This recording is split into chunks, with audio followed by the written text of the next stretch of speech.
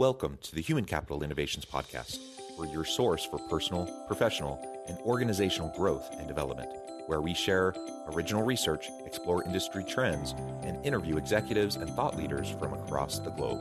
We hope you join us often for practitioner-oriented content around all things related to leadership, HR, talent management, organizational development, and change management. Maximize your personal and organizational potential with Human Capital Innovations Podcast.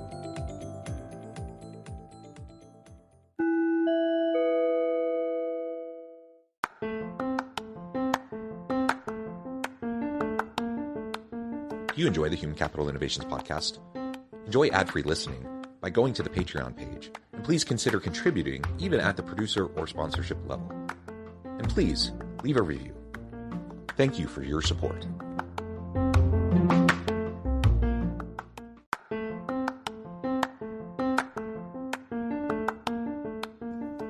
Welcome to the Human Capital Innovations Podcast. In this HCI Podcast episode, I talk with Anil Dharni about what the role of recruiter will look like in 2023.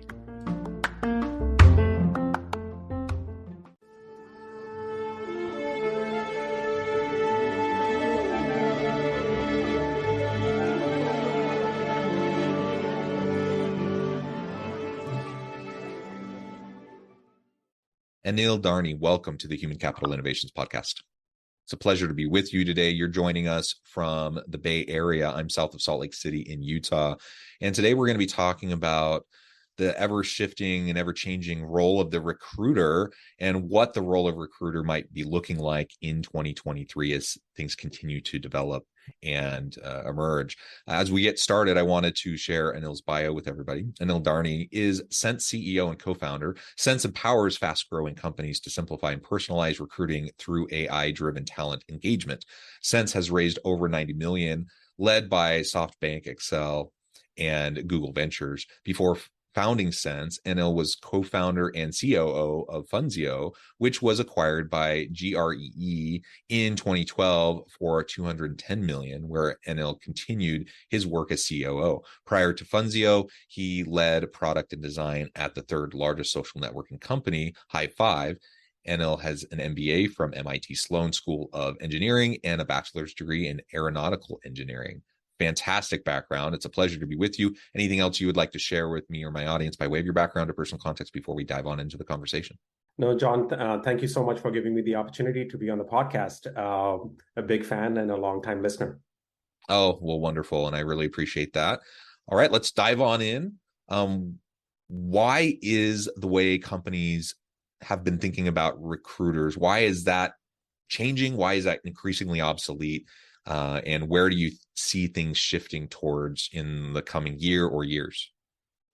Yeah, I think as we all know, the COVID and the pandemic has been a pretty big slap in the face of a lot of talent acquisition teams.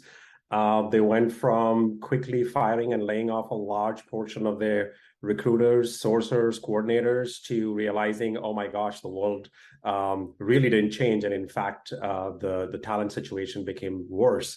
So, and they had to go back and rehire, right? So I think you might remember even in last year, recruiters was one of the hardest job opportunities, according to LinkedIn, right? So I think the world has changed dramatically where talent acquisition teams are starting to reinvest in automation, driving efficiency, while hoping to free up the time of recruiters and sourcers to become more strategic to the business, right? The only way companies grow is if you can hire and find the right talent to help you grow. So growth is basically now dependent on the talent that you're able to acquire.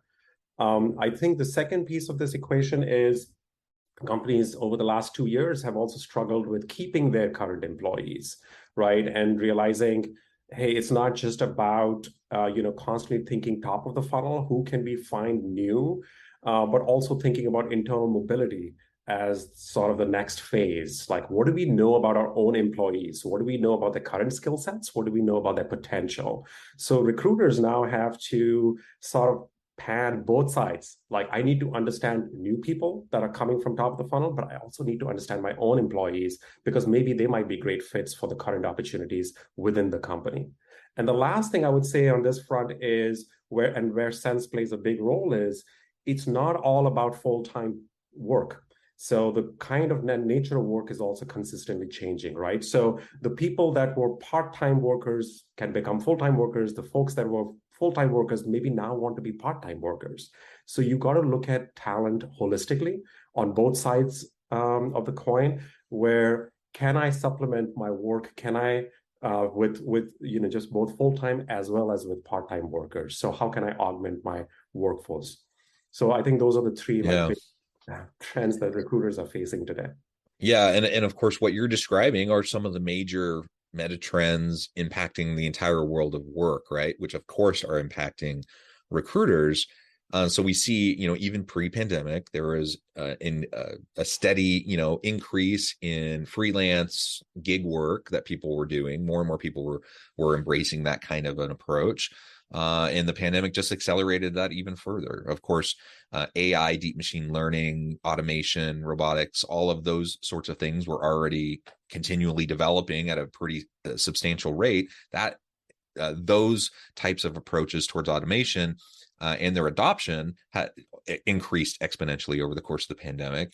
And so that has changed and shifted things even more, and so on and so forth, right? All these different things have reshaped what the world of work is and what the modern workplace even looks like. So of course, that's going to impact what recruiters are doing and how they, hopefully are attracting great talent to apply in the first place. But also to your point, like, are they actually engaging are organizations engaging and retaining good people, and are they providing career pathways for people, not in the linear kind of upward climb the ladder kind of career pathways, but being a little bit more nuanced about it and understanding the skill sets, the competencies and capabilities of people within the organization that might be able to be developed and moved into new roles that previously they never considered, right? So all of this goes into that recruiting piece, and it kind of completely reshapes what recruiting even means, or what it even looks like, how it's built and modeled within organizations.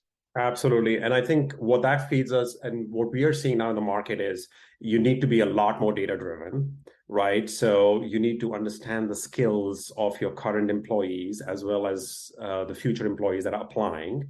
You need to be much more proactive versus reactive. So recruiters in the past have waited for let the job requisition come in, and then I will react. And now you just need to be proactive all the time. You have to constantly be building your talent pipelines. And again, the talent pipelines are not just external, they're also internal, right? And can you imagine like the kind of conversation a recruiter needs to have with somebody who's absolutely new to the organization, doesn't understand the brand, doesn't understand the culture, doesn't understand what happens internally, versus the conversation you need to have with a person who's actually your current employee, and then you're selling them on an opportunity within the organization, right? So recruiters are like just have to have this amazing empathy, really understand where the company is going, what the growth trajectory is there, and to your point, the career pathing of the employees too. So it's always just juggling those roles.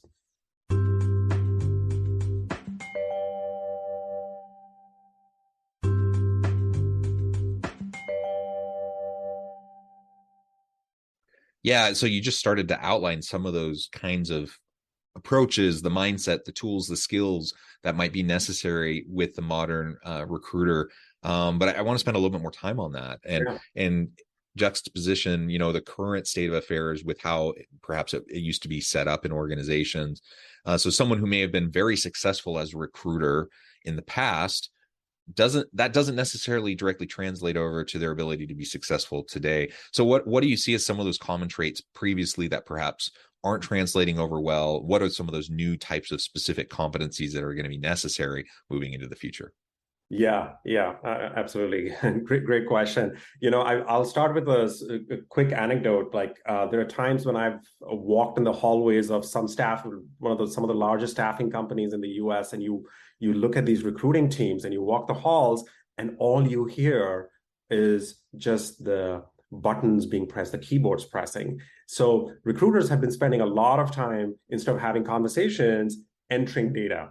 right? Entering resumes, changing status updates, versus like actually having conversations and building relationships with candidates or even internal employees, right? So I think that's the big change that we are seeing. Recruiters are looking to adopting more and talent acquisition teams, adopting more and more technology that can serve to be the assistant that can work, that can do the repetitive tasks and the manual tasks that need to be done, and switch the roles to much more being around conversations, around understanding the candidate's preferences and understanding who they are and understanding their skills, and then doing the matching, right? So what kind of jobs are they best suited for within the company? That's one. Number two, we forget that the other customer of a recruiter is the hiring manager.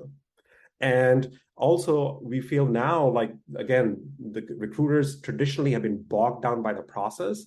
And with the new modern technology, more tools available to them, they can spend more time with the hiring managers trying to understand what exactly are they looking for, versus like just spending time on just the job description, which we all know has just been copied and pasted from some old job descriptions, right? So really understanding what kind of skill set do you need, and then when they have the conversation with the candidate, that conversation being much more meaningful.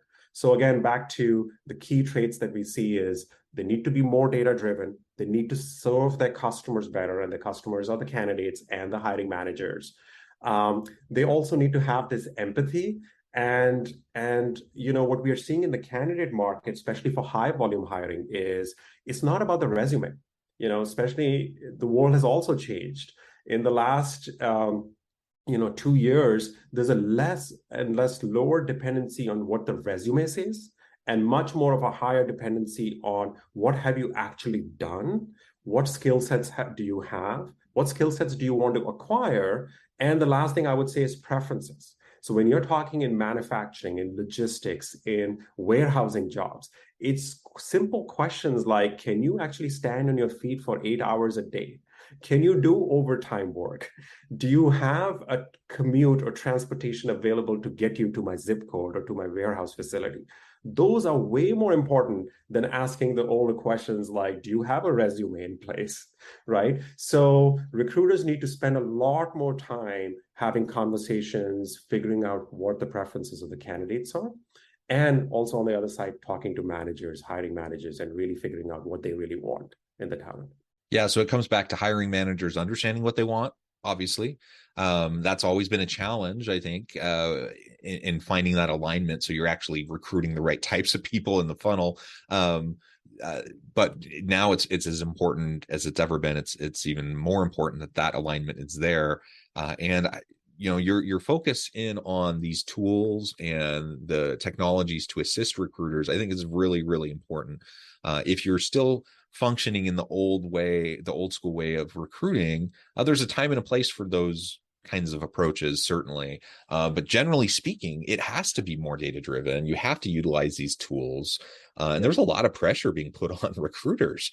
They're simply not going to survive. They're going to burn out if they don't start utilizing these sorts of tools so that they can be more efficient and effective in what they're trying to do, right? Yeah, I will, absolutely. And I will say one thing is like, one big skill set is they really need to adopt the new technology, right? So things are moving so fast, but also we hear from the recruiters and sourcers this constant burden. On average, we are seeing anywhere from 15 to 20 different applications that a recruiter needs to know and use in order to run their end-to-end recruiting process. Can you imagine that, bouncing from one application to the next to the next? That not only causes frustration for the recruiters and sourcers, they have very low NPS for the tools they use, Net Promoter Score, but also the same problem faces the candidates. The candidates are bouncing from one application to the next, right? And they're having a frustrating experience. The hiring manager does not want to log into these systems and give feedback. They're like, can you make this extremely simple for us, right? So that's the challenge for the recruiters is, you've got to adopt technology, but at the same time, how many apps can you actually use on a daily basis? So there needs to be some form of consolidation. And I think that's going to be another big trend for 2023. So simplification of the recruiting process through consolidation of apps, but knowing that, I do need to be pretty familiar with the latest technology. I mean, it's amazing. We have recruiters that are using Sense today that are launching AI chatbots, and you should see the delight in their faces. They're like, this is incredible. I have no experience in programming, in coding, but with a no-code platform, I'm able to launch AI chatbots that can capture candidates, that can screen candidates, and the expression is just absolutely delightful.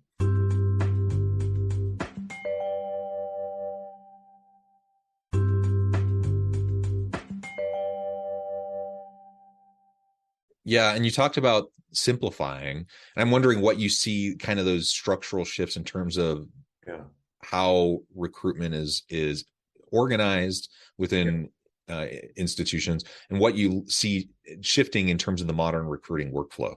Yeah. Okay. So the first, I think, big theme that we're going to see in 2023 and beyond is going to be consolidation. So again, back to the point, like over 15 different apps that recruiters and sources need to use. There's a big push in consolidating that. That's number one.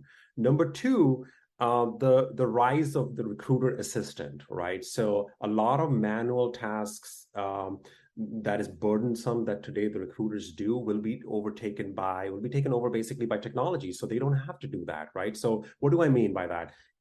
Capturing a candidate on your website, or when they apply through a text to apply, or when you go to a campus recruiting event, technology can capture the candidate.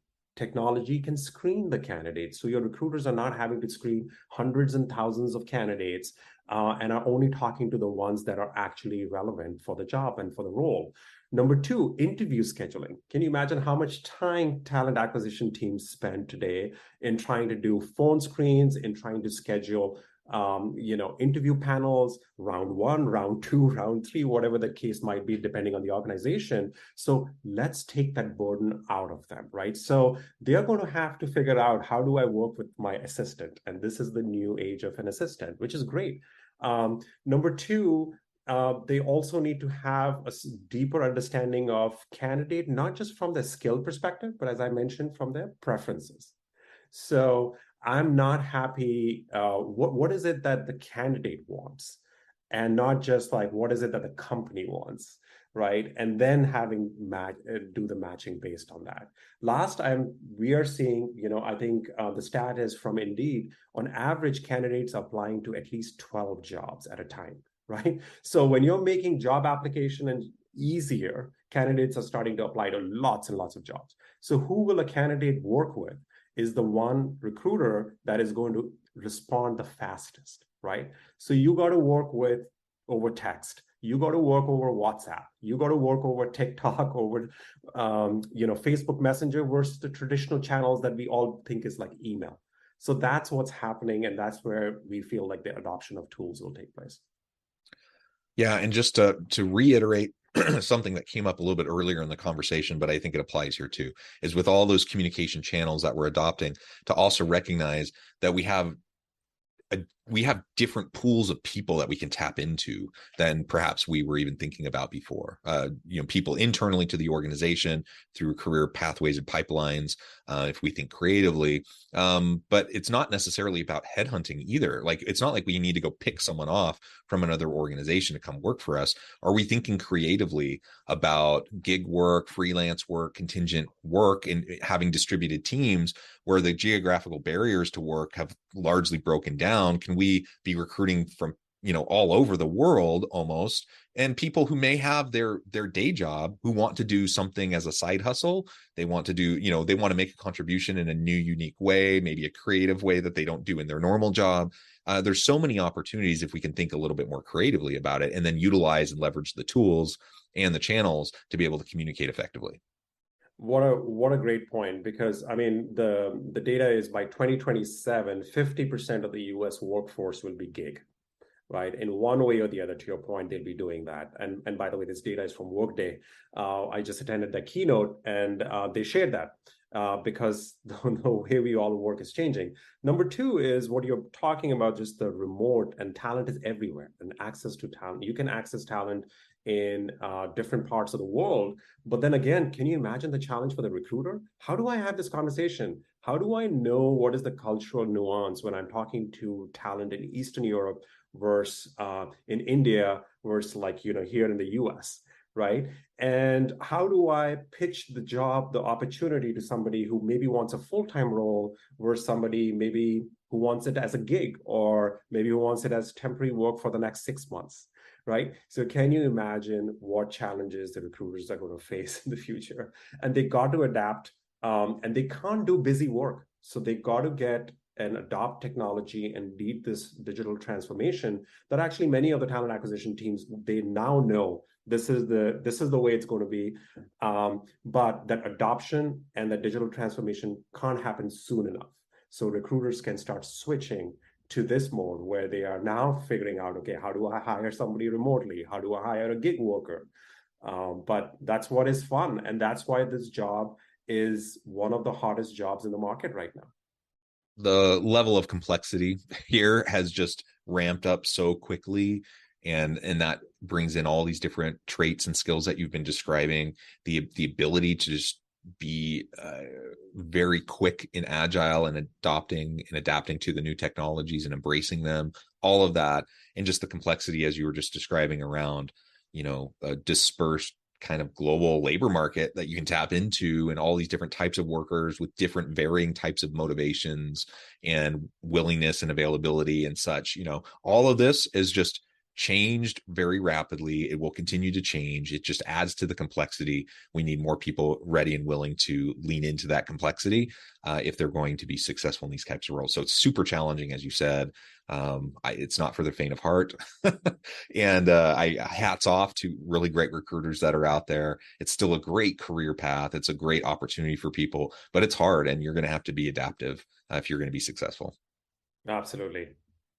Yeah. Anil, this has just been a great conversation. I really appreciate all of the insights that you've provided me and my audience today. Before we wrap things up in the last few minutes, I just wanted to give you a chance to share with the audience how they can connect with you, find out more about your work, your team, where they can find out more about Sense, and then give us a final word on the topic for today.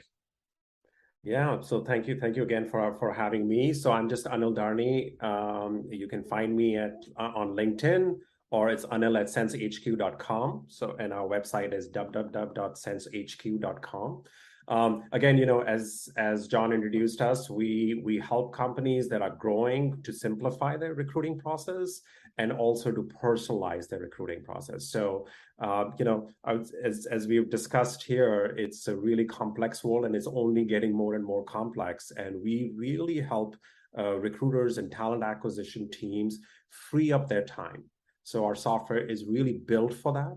We go really deep and try and understand your recruiting process so you can have the conversations and you can have the strategic impact that you need to have. So you're serving both the candidate and the hiring manager the best way you can. So thank you so much for your time and having me. Thank you so much, Anil. It's been a real pleasure. I encourage my audience to reach out, get connected, find out more about what Anil and his team at Sense can do for you. And as always, I hope everyone can stay healthy and safe, that you can find meaning and purpose at work each and every day. And I hope you all have a great week.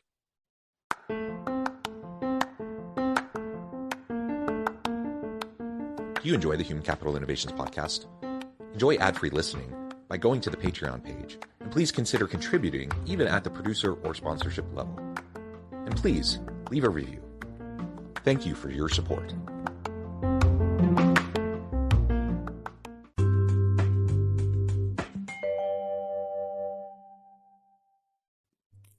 Thanks again for joining us for this episode of the Human Capital Innovations Podcast. I hope you stay healthy and safe and that you have a great week.